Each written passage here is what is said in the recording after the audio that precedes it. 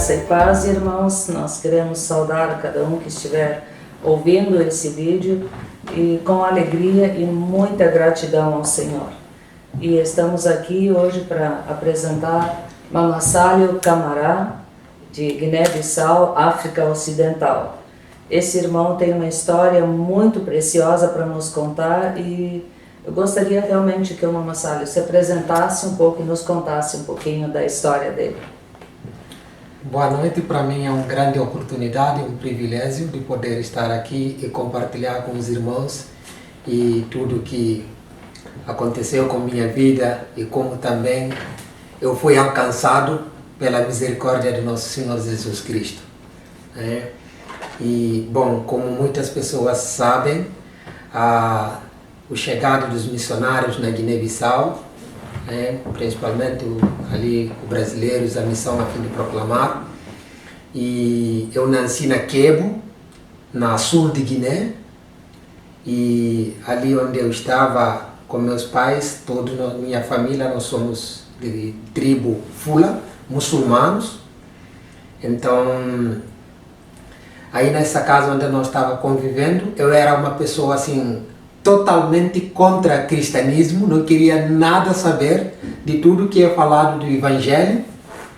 E naquela convivência na casa com as famílias, então meu pai, por exemplo, tinha 3 esposas no momento, e apesar da situação que estava acontecendo na casa, então eu resolvi sair da casa e ir para a capital para poder trabalhar como qualquer jovem que se ilude com capital, né? Então eu fiquei um tempo em Bissau, na capital de Guiné, trabalhando, e voltei para casa, para a cidade de Quebo, para poder ajudar meu irmão na cobertura da casa da minha mãe, que era cobertura de palha. Ali naquele momento, uma das coisas que eu gostava muito de fazer como uma forma de diversão era caçar. Eu gostava muito de caçar. E nisso eu conheci um missionário que estava lá, que é o Jorge Aver, como missionários brasileiros que estavam lá. Então nós conhecemos dentro da floresta e nós ia caçar junto. Nisso um dia ele me convidou na casa dele e eu vi ele trabalhando com mecânica. E eu sempre quis aprender um trabalho de mecânica, sempre era meus sonhos, né, de conhecer e de poder ter o meu próprio ofício. E então eu pedi para ele, olha, eu posso vir aqui na sua casa, posso aprender esse trabalho mecânico? Ah, sim. Ele disse sim. Então isso 2 dias depois ele diz, olha, eu tô indo viajar para ficar na Iemberém, mais para o sul, mais ou menos 60 quilômetros de Quebo. O total dá 280 da capital. 280 quilômetros da capital. E então eu disse, tá, eu vou falar para minha mãe. No momento meu pai não estava no serviço militar das Forças Armadas. Então fui falar para minha mãe que eu iria junto com ele. A minha mãe disse, não, tu não pode ir com ele porque eu descobri que ele é um cristão. Então você não deve ir com ele, porque tu pode tornar um cristão, tu sabe aquilo que isso significa para você e também para mim, porque minha mãe também, afinal das contas, estava com medo de perder o casamento dela. Daí eu disse assim, pá, não, eu nunca nunca iria ser um cristão, né? Eu senti ofendido com aquela conversa assim que a minha mãe me disse, né? Eu nunca iria tornar um cristão, porque, como eu disse, né, na verdade, sempre eu fui muito contra o cristianismo. Mas de todas as formas, de tanta que eu assisti, a minha mãe acabou me liberando e eu fui com eles. Mas uma coisa que me chamou a atenção, quando nós chegamos em Iemberém, com Jorge, e nós alugamos uma casa, e naquela casa nós ficamos morando junto como uma família, fazia parte da família deles. Então, fiquei num quarto só para mim, e eles ficaram em outros quartos assim da casa. E nós fazia todas as refeições juntos e nós começamos a trabalhar junto, assim, nós ia fazer alguns trabalhos de mecânica, ele saía para conhecer pessoal na aldeia e aldeias perto ali, né, de Iemberém. Então, nessa convivência, nós ficamos 1 mês, 2 meses, e eu saía naquela casa onde nós estávamos, ia na mesquita e voltava, né? E a vida continuava, dia após dia, assim passando o tempo. Então, e um dia eu fui na mesquita numa reunião lá que ele estava falando sobre Deus, sobre Allah, que Allah é amor e tudo mais, né? E quando eu voltei, comecei a pensar durante todo esse tempo que nós moramos juntos, que eu comecei a ter esse relacionamento com os missionários e tudo mais, e como é que eles me tratavam. E uma das coisas que me chamou muito minha atenção, um dia eu tinha saído, quando eu voltei, a esposa desse missionário tinha lavado minha roupa, né? E eu fiquei pensando assim, pá, mas mulher de um branco lavar minha roupa? E depois, eu comecei a pensar de tudo como eles me tratavam, né?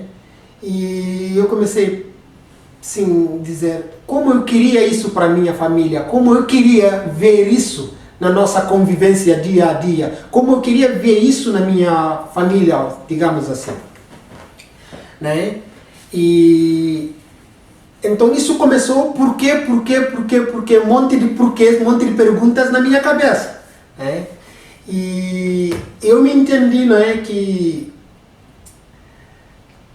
assim, o Deus não é só aquilo que nós falamos, mas é aquilo que nós vivemos, né? Eu comecei a falar assim, Deus, eu não quero viver uma religião, mas eu quero fazer a tua vontade, eu quero te servir, mas eu quero que tu me mostres realmente onde é que tu estás.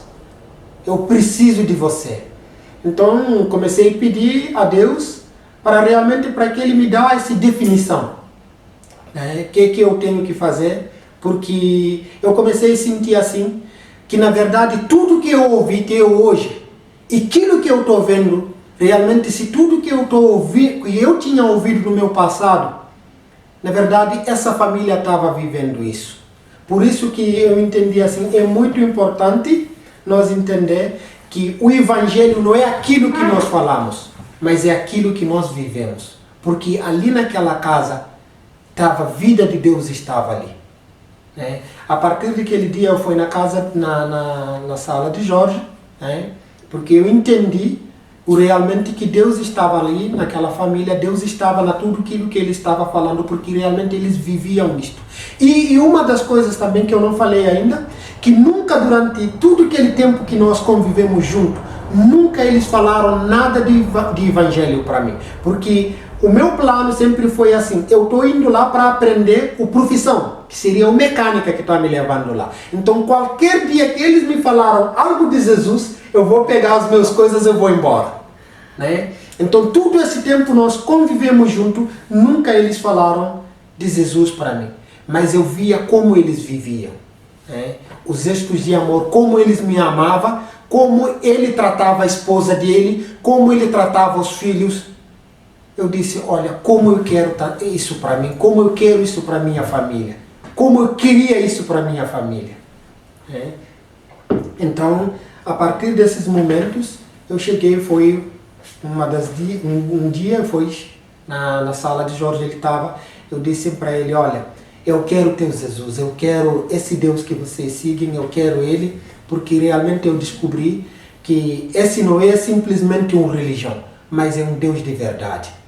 Ali, a partir daquele dia, que eu recebi o Jesus como Senhor e Salvador da minha vida.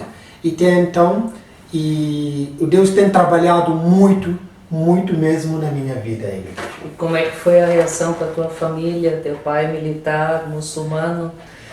É que essas coisas, assim, como eu disse atrás, eu me entendi que o Evangelho não é uma religião, né? O Evangelho é uma prática de amor e de vida, né? Então, sempre a reação da minha família, como eles não acreditam naquilo mesmo que eu acredito, né?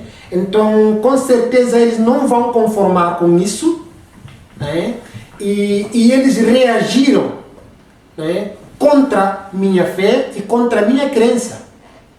Mas naquele momento eu precisava de força, como diz assim, sobrenatural e oração dos irmãos para que eu possa aguentar tudo isso e hoje em dia poder estar aqui seguindo adiante, não é? Mas nunca foi assim, nunca eles aprovaram isso e nunca foi fácil para que eles possam aceitar, né? Eles reagiram ao contrário. Muito bonito, muitas coisas que, especialmente teu relacionamento com a tua mãe, mesmo com teu pai, né, de respeito, mas eles não conhecem o Senhor, não conhecem o Evangelho, né? Então, o relacionamento assim com minha mãe, por exemplo, sempre foi boa, né? Ele me respeitou nessa área.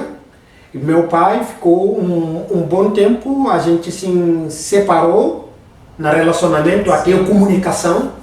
E eu sentei uma vez, eles me chamaram na casa para a gente conversar sobre isso. E tivemos uma reunião familiar muito grande. E então, onde eles me perguntaram essas perguntas, na verdade, naquele tempo, eu nem podia falar nada, não é? E eu não, quando eles falaram, Mama Sally, nós ouvimos que você está fazendo orações com brancos, e eu não podia reagir, né? Não disse não, e nem também disse sim, né? Eu lembro que hoje, que meu pai ficou chocado com a situação, ele disse assim, é verdade porque se tu não negou, porque aquilo que foi falado, porque é verdade, né? E interviu onde minha tia, que é irmã da minha pai, se interviu no meio, entre eu e meu pai, para que meu pai não bater em mim ou dar uma reação diferente, né? Naquele dia eu fui expulso da casa e eu cortei uma relação com meu pai mais ou menos durante 4 anos, né? Mas no outro lado, hoje sou grande amigo de meu pai. Sim. E nós temos uma relação muito bom, assim, com tanto meu pai e tanto minha mãe e todos os meus irmãos. Sim. Que bom. E nesse caminhar ali em Emberém, você junto na igreja, foi ungido pastor ali também pela comunidade de Porto Alegre. Aí a Mama Sally conheceu uma professora brasileira, né, que era voluntária, e eu vou deixar com ele o que Karen, gaúcha aqui de Canoas, fez no coração da Mama Sally, e ele no coração dela. Sim, é que isso foi muito importante para mim, mas assim, conforme minha realidade era tipo difícil agora de eu casar, porque eu casaria, por exemplo, alguém que seria do meu tribo, meus parentes lá, que era, assim, eu não vou dizer impossível, mas eu era o único fula de quebo da minha aldeia, na minha região lá, convertida, que seria muçulmano convertido de nossa região. Então não tinha mais outra moça, né? E claro que isso não era assim, eu podia casar também outra moça que era do outro tribo, mas então começou assim, a situação era difícil, sabe, na minha parte. Sim. Mas no isso, e eu encontrei a Karen estava dando aula como voluntária na aldeia onde eu nasci, em Quebo. Né? Eu ia lá de férias para visitar minha mãe, eu encontrava minha mãe, de vez em quando eu visitava ela. E no isso, e conheci Karen porque eu conhecia pais dela que tinha ido lá para Emberém fazer um trabalho também voluntário. Né? É que o Dr. Ingo é dentista, né? Com sua esposa Glaci, e foram como voluntários e deixaram, Karen quis permanecer. Isso, ela dava aula lá na escola de Quebo. Durante 1 ano, ela ficou lá dando aula.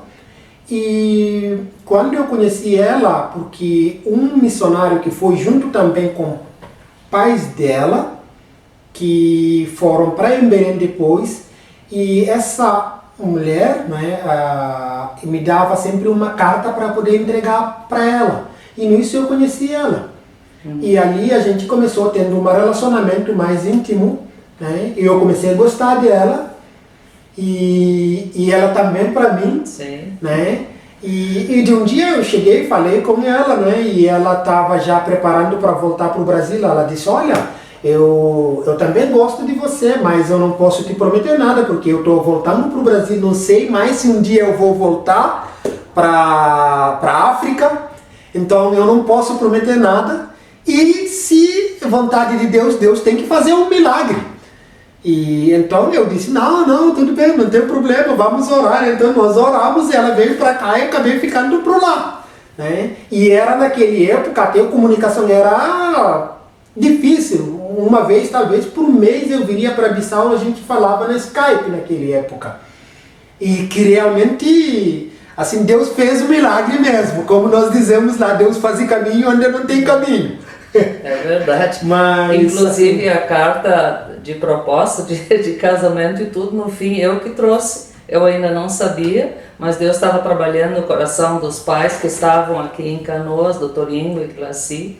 Mas até um detalhe que eu já vou dar, Dr. Ingo e Glaci depois resolveram ir de Canoas, se aposentaram e foram e estão agora em Gilead, em Guiné-Bissau, servindo lá o Senhor e servindo também como dentista, Glaci fazendo curativos, atendendo na área da saúde, servindo de fato, né, não vivendo uma religião, mas um testemunho de uma vida com Deus, né? sim. E aí, em agosto de 2012, Mama Sálio Camará veio a Porto Alegre e casou com Karen.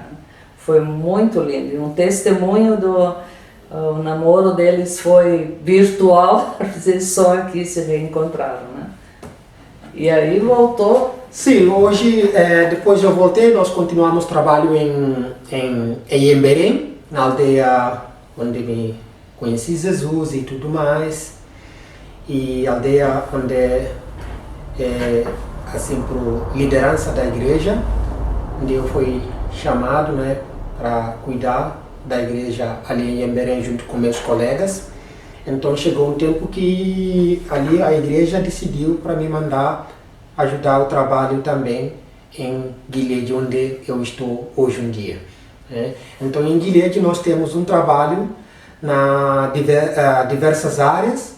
Então a gente trabalha com evangelismo ali próprio na aldeia local, onde tem o maior povo do meu tribo, que é Fula, e tem também Balanta, que é animista.